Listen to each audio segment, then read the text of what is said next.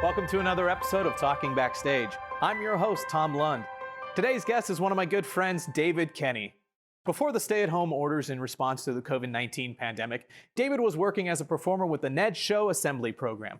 The Ned Show teaches students to never give up, encourage others, and do your best. In this episode, David shares with us the difference in arts education between schools in California and schools in Texas, as well as some of his experiences traveling the world with the Assembly Program. So David, welcome to Talking Backstage. Thanks for joining us today. Yeah, thanks for having me. So first question I always like to start off with, in the Santa Clarita Valley, what schools did you attend? I went to Highlands Elementary and then Arroyo Seco Junior High and Saugus High School and also College of the Canyons. Fantastic. So what grade or what school were you at when you first got involved with the arts? What was your first introduction to the arts? The first thing I ever did was in sixth grade, I was really jealous that some kids got to sing an extra section of the graduation song that I was too scared to volunteer for. The first real thing I did was a talent show in seventh grade at Arroyo Seco. So then when did you get involved with performing either in a choir or in theater? When did you start doing performance-based stuff? My first musical was at Arroyo Seco in eighth grade. I was in Oklahoma. And my first choir, I was in jazz choir in ninth grade at Saugus. And so then once you got to high school, what different programs were you involved with? Oh boy. I went to Saugus for 2 years and I did jazz choir and concert choir. And I was in Greece and I was in a very legal adaptation of You've Got Mail. And Sure were. I was also in a production of Joseph and the Amazing Technicolor Dreamcoat. And then at my other high school in Texas, I also did choir and theater and improv and speech and debate as well. Could you share with us a little bit what the difference was, how they approached the arts at your high school in Texas versus Saugus High? Yeah, I mean, it even starts before high school. Like my youngest brother grew up mostly in Texas and he was in his first choir in like elementary school, like a legit choir. And then in junior high, they were already doing like all state competitions and Wow. learning to sight read. Yeah. Wow. And I didn't get any of that in California. So there's definitely an emphasis at a very young age in Texas that really wasn't there for either of us. So being separated now from high school for 10 years, 10, 15 years now, have you been able to reflect back and see maybe why there is such a difference between the education in California versus the education in Texas? I mean, it's got to start somewhere in like the funding of everything, I would assume. But it seems like it's getting better. I know one of our friends is a choir teacher at a junior high in Santa Clarita. And so, I mean, there are definitely steps being taken in the right direction that it is more available to people now, which is great. Okay. So you moved back to California, obviously, after being in Texas for a couple of years. Where did you go from there? What was your next steps to, being a performer? I transferred to COC and I started taking some music classes that you were also in. Yep. And that really kind of introduced like a new world of like performance to me. Mm-hmm. And I think that was really influential. So I became a music major and then I started actually like booking gigs, and that really made me realize like, oh, you can actually make money doing this. Like this can be a real thing. Yeah. Was there a switch that kind of went off that said, I want to pursue a career in the arts? You even said you were a music major. Where was that turning point for you? Yeah, I think our choir director, Lori Marie Rios, really like made a huge impact on me professionally, just in the way that she showed that music and performing music can really be like an artistic expression Yeah. that kind of wasn't there before in the just like repetitive, like, oh, these are the notes that I sing in the order Yeah. that I'm supposed to sing them. But she was very expressive about the art form. And that was really a turning point for me in that regard. So after, studying some time with Laura Marie, what was your next career move? You said you started getting some gigs. What were some of those gigs that you were getting as a paid performer? Yeah. The first one, which is very Santa Clarita, is working at Magic Mountain. Was really like hugely inspirational. I did the Warner Brothers Kids Club show there. Oh, that's right. And then I also did my first a cappella group there. And that really just like blew the doors open for me. I was like, oh yeah, this is like all of my favorite things. So what was it like being part of that a cappella group? Did you help create it, direct it? What was your role with the a cappella group? I came in the second year that it was there. So this was 2012. And this really was the like a cappella resurgence. Like the sing off was airing. After Six Flags, now how did you make the transition from being in a theme park world to now being in like an educational assembly program that literally travels around the world?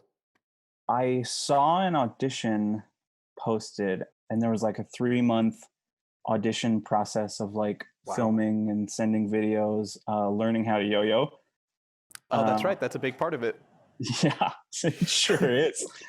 Awesome. So what's the assembly program like? So when you first started out, what were the kind of things that you were doing? What were you talking about with students? The Ned message is never give up, encourage others, and do your best. And it uses the yo-yo as a tool to be like, to tell a story that's entertaining to kids and also teach them like, yeah, I may not be good at this the first time I try it, but if I keep working at it, I will get better. Now, I know that one of the programs that you did, if I remember correctly, you went to Kenya for a new assembly program. What's that assembly program? What'd you learn from your time there? What'd you bring back for the students? Yeah, so I did the original Ned show for 2.5 years, I think. And then they had just started another assembly, and that one's called The Kindness Adventure. The idea behind that show is that it's a show about inclusivity and how each person matters a lot. Mm-hmm. And it doesn't matter what background they're from or how they talk or what they look like, but that everybody deserves to be treated kindly. And if you're kind to other people, then they hopefully will be kind to everyone else around them. So in the show, you travel to Kenya in Africa and you record some videos of you interacting with a local village in outside of Nairobi. And it really is like the nicest people that I've ever met. Like going to a tiny village that doesn't have running water, and the second you get there, the chief just openly embraces you and like says that you're welcome. And yeah, so another cool thing that the show does is it builds clean water wells in those Oh, villages. Yeah, so that's it's really cool. yeah. Like I said, you've traveled all around the world. What have been some of your favorite cities to visit or some of your favorite interactions with students? Yeah, I think the ones that really stick with me are in the shows you interview usually anywhere from 3 to 6 kids. You'll have teachers come up to you and be like, I am so glad that you talked to that kid. They really needed it. And I mean, this happens like once a month, like, but some of the really big ones were a kid was back at school for the first day and his mom was there, and I was like, oh, I guess it's a big deal that this kid is back at school. So I like picked him to interview in the show, and I gave him a free yo-yo. And it turns out that he had just beaten cancer. and it was Oh, his man. first day back at school. So just to Wow. be able to like celebrate him in front of the entire school it was really cool. Oh, that's cool. Probably not going to cry. Oh my gosh. How do you keep yourself energized when you're traveling 32 weeks out of the year, doing 10 shows a week? Obviously that's got to take a toll on you. Yeah, it's tough. I mean, it's exhausting, but you are doing something that you absolutely love, so that really helps. You're spreading a great message, so that helps. So it really is just getting in a good headspace that like I am lucky to be performing for a living. Very true. I am doing something that benefits these kids. Shifting gears a little bit, I know you said that you're also a seasonal performer. I know that you and your wife have done a cappella groups, especially around the Christmas time. How'd you get involved with that aspect of performing? Yeah, so it started at Six Flags, doing that a cappella group. And then we sort of just, that's where I met my wife. We were both in that group at Six Flags. And then we just really loved it. And we kept the group going and tried to get gigs. Like we auditioned for America's Got Talent, we auditioned for the Sing Off. It turned into this thing where, and you know this, auditions are not fun. No. um, so if you are creating your own thing, you're not trying to fit into the Yeah. box of what somebody else wants you to be. So we started arranging our own music. We started performing little gigs here and there. And by the time we were in a position to, we pitched a show to Universal, and they wanted it. So we wrote it, we arranged it, we directed it, and we put it on ourselves. And we did that for the entire summer of 2014. All right. So 10, 15 years down the road, like what's the dream role? What's the dream gig, career, whatever you want to call it? Where do you see yourself? What do you want to be doing? Yeah, I think that my wife, Alyssa, and I, our love for the arts, and both of us really love working with kids. We've always talked about starting like maybe a children's theater workshop or music. So that's always something like down the road that like, man, if we had the resources, that would be such an awesome way to like spend all of our time.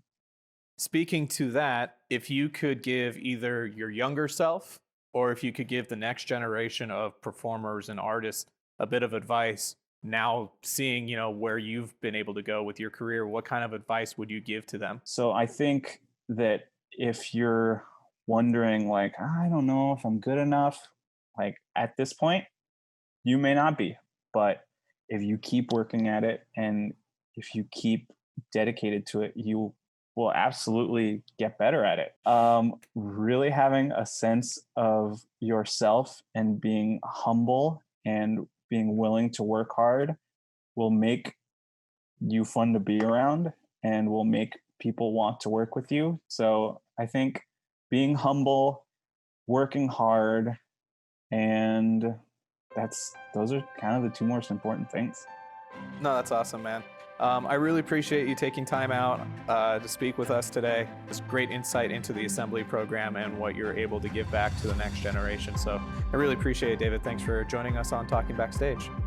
Hey, thanks, Tom. Thanks for tuning in to Talking Backstage. To watch other episodes, make sure to like and subscribe to our YouTube channel. Until next time, I'm your host, Tom Lund. I'll see you backstage.